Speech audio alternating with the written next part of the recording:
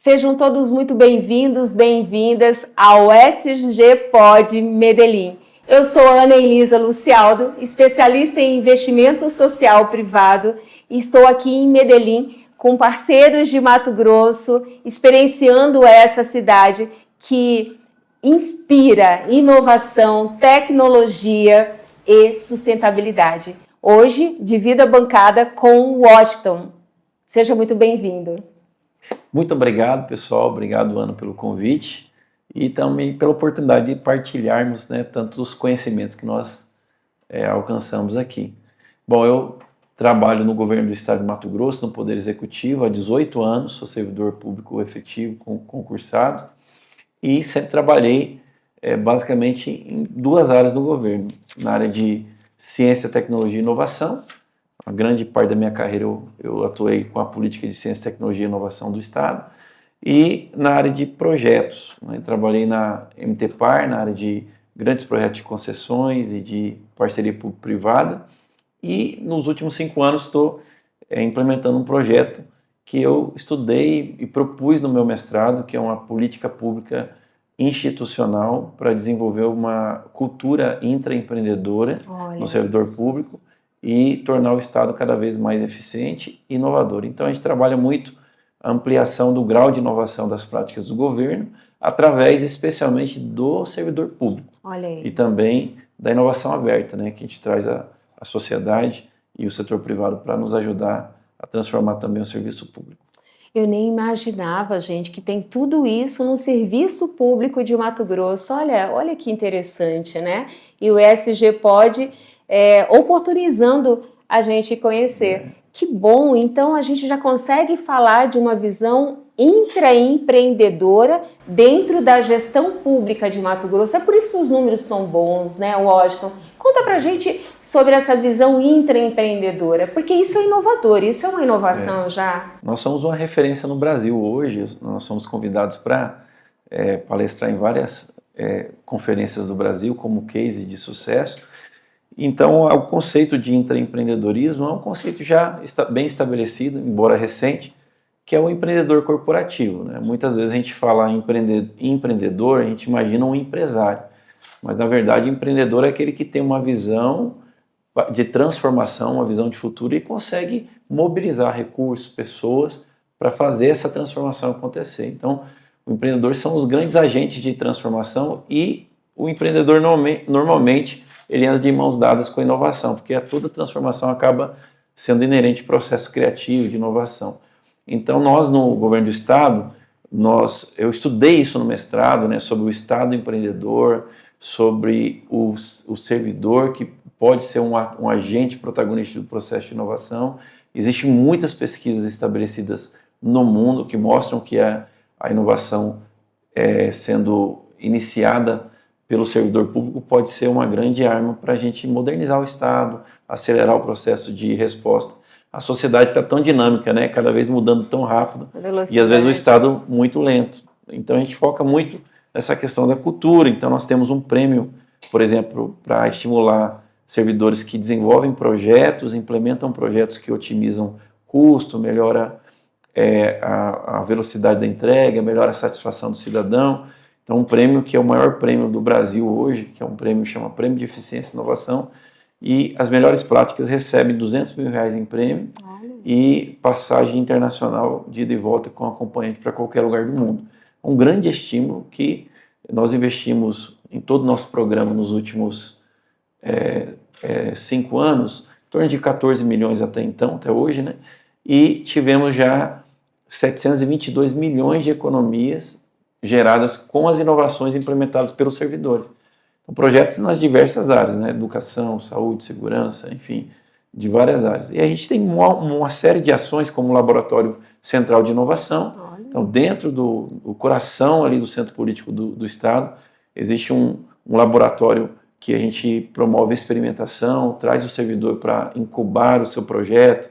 Em parceria com o Sebrae, a gente criou o primeiro projeto brasileiro de aceleração de times internos de inovação que trabalham como se fossem startups dentro do governo. Dentro do próprio governo. A gente adaptou as ferramentas de startups, os métodos ágeis, para a área pública, e eles montam times e tem o desafio de fazer um protótipo em 3 meses, sair da ideia até o protótipo usando design thinking, Sim, modelo de Lean né? Startups e tal.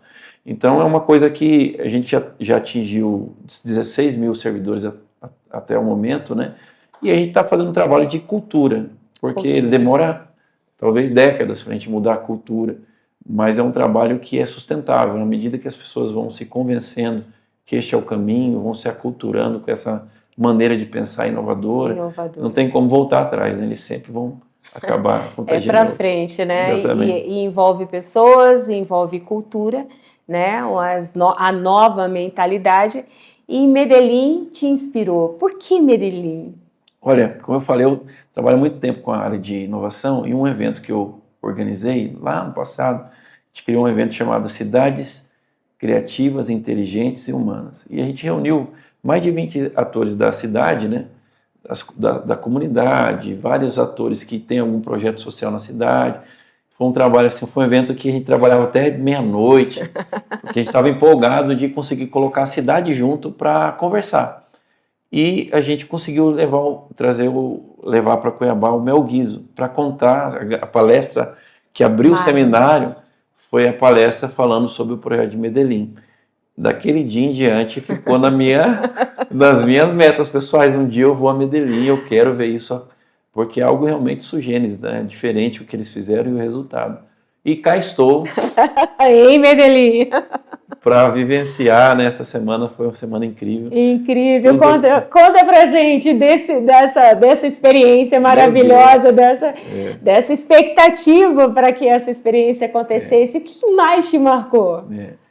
Então a cidade, um território, uma cidade, ela é especialmente feita pelo povo e para o povo. E o que a gente vê muitas vezes no Brasil é uma cidade que acaba servindo a interesses de grupos econômicos, a interesses de elites, né, que têm privilégios sociais e do capital, muitas vezes de valorização territorial. Existe muito isso. E o que a gente vê em Medellín é uma cidade que se voltou para o seu povo e começou a pensar no povo da cidade como centro, o epicentro da sua política pública. Isso foi a coisa que nos chamou muita atenção e eu constatei isso não só ouvindo as palestras, mas falando com as pessoas na rua, né?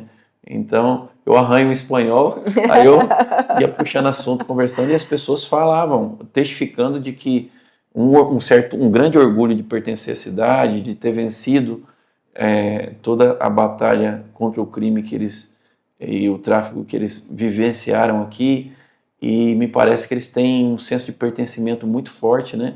E também um grande brilho no olhar, você vê nas pessoas, né? Um brilho de nós vamos chegar muito longe juntos, não queremos ser melhor que ninguém, nós só queremos ser o melhor para nós mesmos, né? Para o nosso povo. Isso me chamou muita atenção, muita atenção. As pessoas, aqui se fala da cultura cidadã, né? Então o próprio governo consegue acolher as pessoas, entender e escutar as pessoas e criar soluções para as pessoas.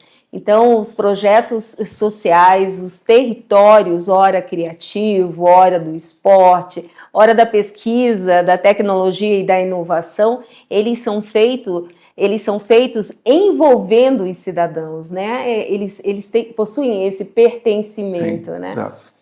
De fato. E para você, como é que foi essa parceria público-privada, né? Porque você, dentro do Estado, você já tem aí uma inovação que é o intraempreendedorismo, e também a questão do conceito de startup, do protótipo dentro, né, do Estado.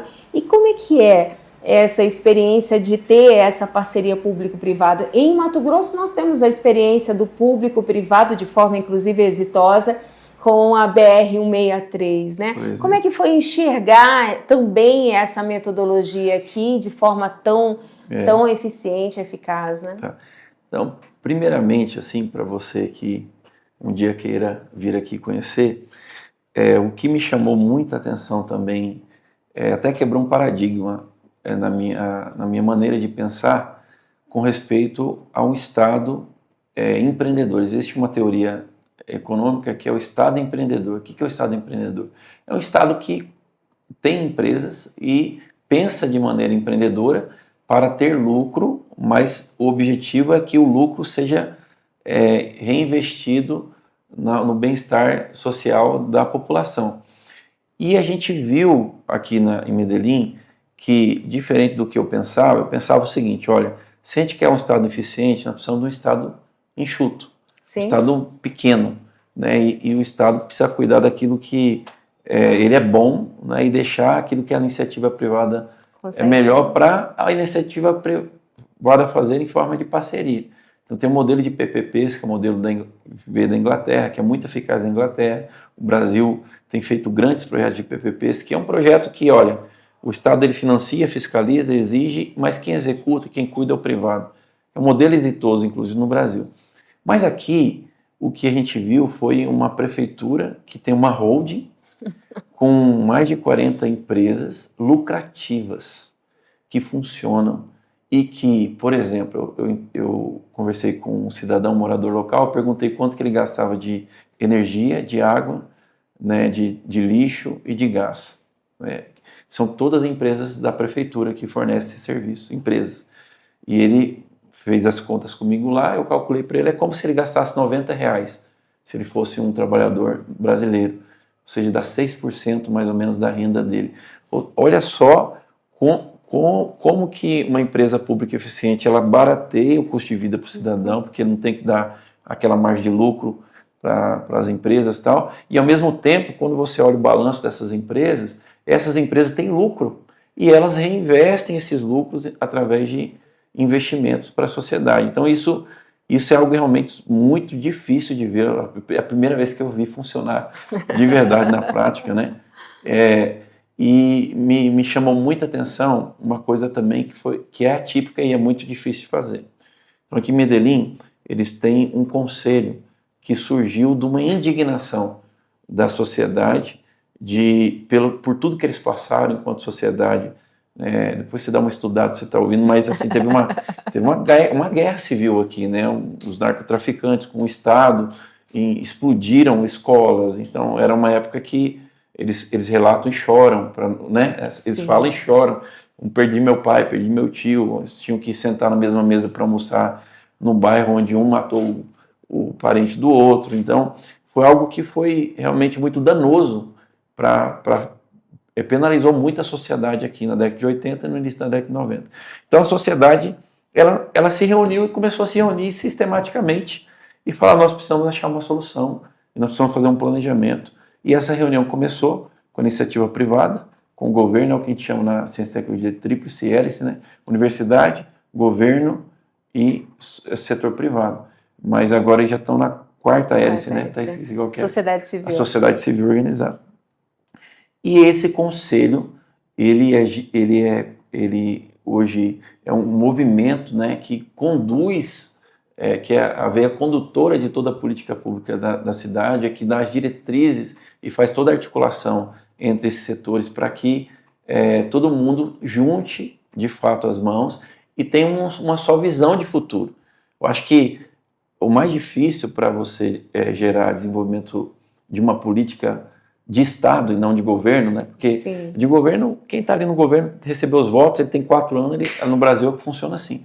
Mas quando você vai falar de uma transformação que durou 20 anos, aqui eles estão em processo, mas são 20 anos, eles tiveram que ir além do mandato, né? E tiveram que ir além, eles falam não ser um ecossistema, ser um ecossistema. Não é para eu me achar importante, não, somos nós juntos. E a gente viu isso escrito na cidade, em vários lugares, você viu isso, a gente ouviu isso na fala da universidade, nós vimos isso na fala dos empresários, dos representantes, né, desse conselho. Então, na Câmara de Vereadores, com a vereadora que nos atendeu, ou seja, é unânime a fala deles, ou seja, essa colaboração, ela não é só de papel, ela não é só um conselho que publicou, como a gente faz no Brasil, tem um conselho lá publicado, ninguém se reúne, ninguém faz nada. E não se falam, né? Não tem um propósito, uma linha, um direcionamento, isso aqui a gente sente que é um propósito único. É uma energia, realmente, assim, que nos contagia. Estou saindo daqui, assim, a gente falou hoje, né, Ana, acho que a palavra é esperança, porque com o tempo que a gente público, você vai acertando, conseguindo fazer evoluções, mas muita coisa não acontece, isso nos frustra muito. E às vezes você pensa, né, será que tem como mudar o Brasil, melhorar o Brasil de fato? Nós que somos empreendedores da área pública, muitas vezes a gente se pega desanimado. E aí vir para um ambiente como esse, nos acende uma chama no coração, de falar assim, é possível sim.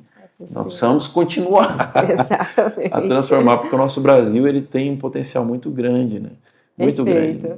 Perfeito. É interessante, né, que em uma das nossas visitas e imersões, nós conhecemos então o Henrique, é isso? Que Sim. é uma referência em ecossistema, né? Política de ciência, tecnologia e inovação. Exatamente. E ele fez uma narrativa sociológica, antropológica e de história. E aí, então, como o Washington já falou, pesquisem, mas rapidamente falamos aqui que a cidade era uma cidade industrial. E aí, com o narcotráfico e tudo mais, se acabou. E as pessoas estavam morrendo. As pessoas estavam diante de um berço de violência e muito sangue. E aí, eles se reuniram e começaram a buscar as soluções. E o interessante, gente, é que eles entenderam que por meio da informação, do conhecimento, então, fora a Revolução Industrial, ou seja, pós a Revolução Industrial, eles entenderam que a revolução do conhecimento fariam com que eles voltassem para o jogo. E aí eles foram para fora, fizeram meio de marketing, inclusive no Brasil, que a gente vê uma porção de soluções no Brasil implantadas aqui. E como muito bem disse o Washington, direcionada. Né? Não é ego, é ecossistema, não é de governo, é de Estado. E uma frase que a gente escutou aqui é: o prefeito é o CEO. Sim. Porque as empresas, elas são rentáveis.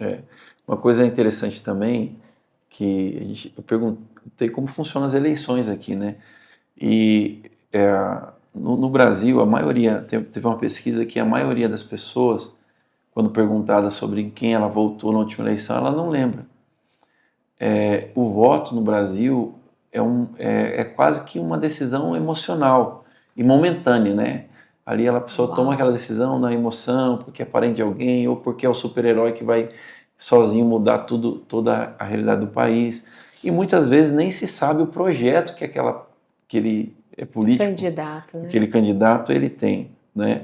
E isso é muito ruim, porque você não consegue cobrar aquilo que você nem sabia, você nem sabe o que ele está se propondo a fazer.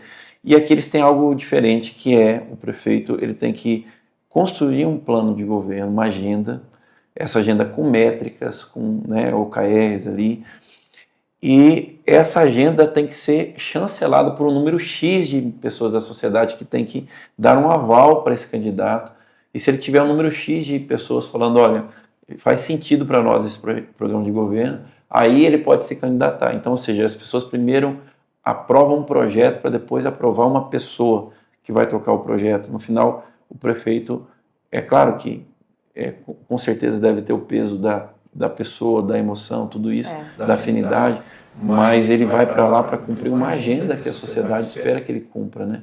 E a gente viu aqui que há circula o poder, né, entre os agentes políticos, porque não podem ter reeleição, eles não têm reeleição, mas a agenda de Estado é tão forte que o prefeito seria muito penalizado caso ele descontinue uma política que está sendo construída para longo prazo. Exatamente. Que é o que mais a gente vê acontecendo no Brasil. O prefeito, ele entra, esse projeto era do prefeito anterior, mesmo que cause um prejuízo, elimina aquele projeto, vamos começar tudo de novo. E isso, na ponta do lápis, custa caro para o brasileiro, sabe?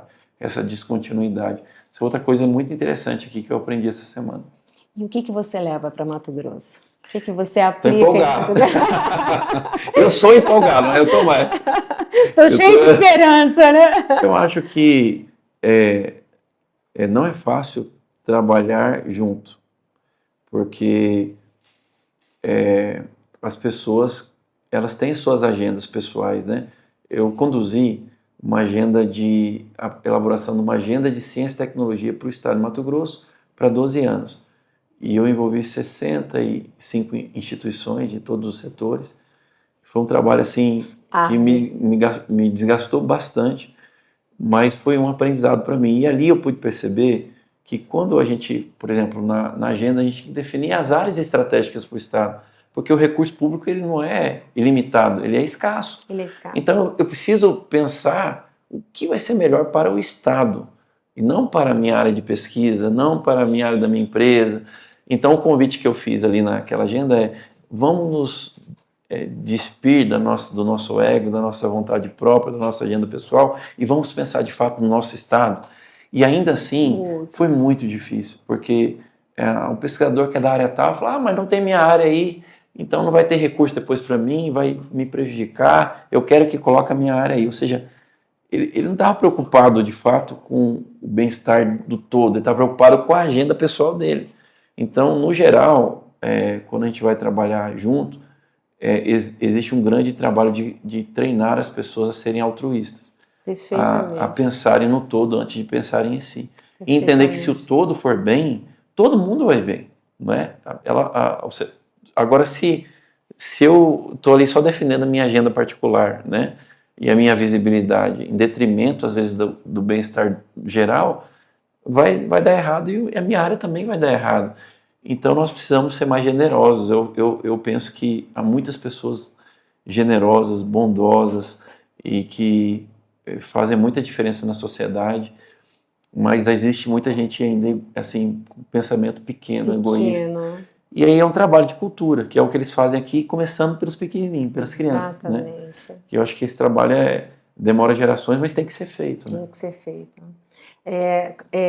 Construir juntos, né? A gente escuta muito, a gente vê, né, por toda a cidade esse espírito da cultura cidadã, dos valores, né, da atitude, da ação. Aqui tem uma metodologia que não é a culpa, ou seja, não se autua, né?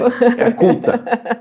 É ao contrário, né? Se evidencia e se parabeniza quem faz uma boa ação. Então já é uma mentalidade diferente, né? Isso é legal, é outro aprendizado muito forte aqui. A Secretaria de Cultura, eles trabalham junto com o Plano de Desenvolvimento Urbano e da Cultura Cidadã. Então o que eles mostraram para nós? Que se uma lei é estabelecida, mas moralmente aquilo que está na lei que é considerado um crime na lei, mas moralmente é aceito, sim, então aquela lei não vai ter efeito nenhum, porque moralmente, culturalmente, as pessoas têm aquilo como algo normal, né? Como foi por época do tráfico. Por exemplo, assim, eu não sou traficante, mas eu vendo a casa para o traficante, eu dou suporte para o tráfico, mas eu não vendo a droga, eu só estou dando suporte aqui. Então, moralmente era aceito. Daí teve que se trabalhar isso numa cultura moral de uma geração para poder você conseguir vencer essa guerra, né? Então, essa questão de usar arte e de usar música, porque realmente, né, a gente é muito afetado pelas músicas que nós escutamos, pelos filmes que nós assistimos, e por que não ser intencionais de usar a arte para poder trabalhar a educação cidadã e trabalhar essa cultura da nossa população, né? O Brasil, ele sofre muito com a corrupção, né? E a população, ela tem o hábito de falar: o político é corrupto, mas aí ele fura fila, ele estaciona na vaga de velhinhos. Não pode. Ele não devolve o troco que deu, mas... Então, trabalhar essa cultura do jeitinho brasileiro... É o jeitinho que a gente tem que acabar. Que a gente pode demorar gerações, mas tem que ser feito esse trabalho. E por que não usar de maneira intencional a cultura, né? Isso aí também me chamou muita atenção, né? Para mim, como gestor público, foi um MBA que eu fiz aqui. Uma virada de chave, né? Foi, com certeza. Eu vou pedir, a gente está caminhando para o final e como eu sempre falo, mas é verdade, estamos caminhando para o final e queremos deixar uma mensagem sua, Washington, aí para o mundo, né? Reverberar, ecoar, né? E impactar de forma positiva cada vez mais o universo, né? Além da esperança, além do encantamento. Uma curiosidade, eu sou pastor voluntário, eu faço um trabalho voluntário na igreja desde que eu entrei no Estado, então assim, basicamente sou voluntário há 18 anos também, E não sou remunerado, pelo contrário, eu gasto para fazer esse trabalho. Então nós temos um trabalho espiritual e temos um trabalho social muito forte, né, com o Instituto. Nós temos todo um trabalho de educação empreendedora para jovens na igreja. Olha, que legal. Nós temos, a nossa igreja tem orfanato, tem creche, nós temos um trabalho de assistência social, enfim. E eu aprendi isso na universidade, o valor do voluntariado, e eu toquei isso na minha vida. Minhas filhas já são voluntárias, minha esposa é voluntária, então nós vivemos assim. Então eu quero deixar uma mensagem, nesse período que eu estou trabalhando como voluntário, que eu percebi, por ocasião da enxurrada que deu lá no Rio Grande do Sul, nós mobilizamos a nossa rede nacional da igreja para enviar mantimentos para lá e para mandar pessoas também. Então muitas pessoas são membros da igreja que aceitaram ir. Nós tínhamos a igreja lá em Rio Grande do Sul, então a gente enviou as pessoas e as pessoas trabalharam lá salvando pessoas, em barcos e tal. Então eles meio que documentavam nos nossos grupos de WhatsApp o que estava acontecendo, a gente fazia live para saber como está aí. Nossa, porque... que lindo. E naquele momento me acendeu uma grande esperança também no coração, porque a gente pôde perceber que quando o negócio apertou, como que as pessoas se uniram, sabe?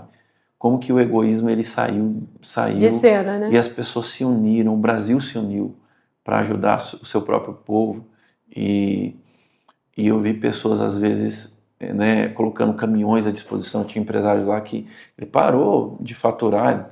Foi um grande investimento que ele fez para mandar o caminhão dele levar roupas, alimentos, água. O outro que não tinha dinheiro, mas ele foi lá levar, carregar. Então as pessoas, elas têm uma semente de bondade dentro delas, mas tudo isso precisa de liderança, porque as pessoas querem fazer o bem, mas se não há lideranças que vão puxar, né, como a gente viu aqui, pessoas que lideraram esse movimento para falar, não, nós vamos fazer, vem cá, vamos fazer diferente. Então a mensagem que eu quero falar é que você precisa liderar na sua dimensão, porque a gente terceiriza muito, né? Eu falo para os servidores públicos, que é o meu público-alvo hoje, né? Quando ele fala assim, mas o Estado é muito burocrático. Eu falei, então vamos mudar o jeito de falar. Vamos falar assim, nós somos burocráticos. Porque quem que é o Estado? Somos nós. O Estado sou eu, sou você. Então, como assim? Parece que você é doido, porque o Estado é burocrático e você fora, você é uma vítima do Estado. Não, você é um elemento que faz parte disso. Ou você é conivente, ou você vai ser um agente de transformação, né? Na margem, né? Eu brinco com os servidores que o servidor marginal não transforma nada, só reclama, né? É aquele que fica na margem da sociedade, ele ganha o salário dele dali, e ele reclama e fala que tudo que vai dar errado, mas ele não faz nada para mudar. Perfeitamente. Não é? Ele vira um peso também para a sociedade, porque a sociedade está pagando o salário dele. Exatamente. Então nós não podemos mais aceitar esse tipo de atitude, sabe? Nem no serviço público, nem em qualquer esfera da nossa atuação profissional. Nós precisamos entender que é o que eu creio, que Deus nos dá talentos, condições, relacionamentos, não só para a gente desfrutar de uma boa vida, claro, com a nossa família, mas para a gente deixar um legado. Servir também, né? Deixar um legado. E esse legado envolve você servir, olhar para o outro e se sacrificar, às vezes, em favor do outro. Quem faz isso é mais feliz, sabia? Eu sou feliz. Eu sou feliz. Não sou rico, podia ter ganhado muito dinheiro, talvez, né? Se eu fosse mais. Mas somos felizes, né? Dormimos em paz. Muito feliz, muito feliz. E um dos grandes ensinamentos de Cristo é amar o próximo como a si mesmo, né? E quando a gente consegue minimamente ajudar o irmão, como em uma enchente, né? Que acabou com tudo, né, lá no Sul. Eu fico muito feliz e mais feliz ainda como cristã de dividir essa bancada com vocês, sabendo que você atua na sua vida, porque é assim, a gente não tem que falar, a gente precisa fazer. E é no nosso ecossistema, é no nosso entorno, no nosso microespaço, porque eu faço aqui, você faz aí, e aí a gente junta e lá no final tem um bom resultado, né? Mas é verdade, a liderança, o direcionamento, a estratégia, a governança, a sustentabilidade, as pessoas, o social, tudo isso conectado, interagindo, certamente o resultado é bom. Então, chegamos ao fim do SG Pod. Muito obrigada, Washington, obrigada pela sua audiência e até o próximo episódio. Até mais.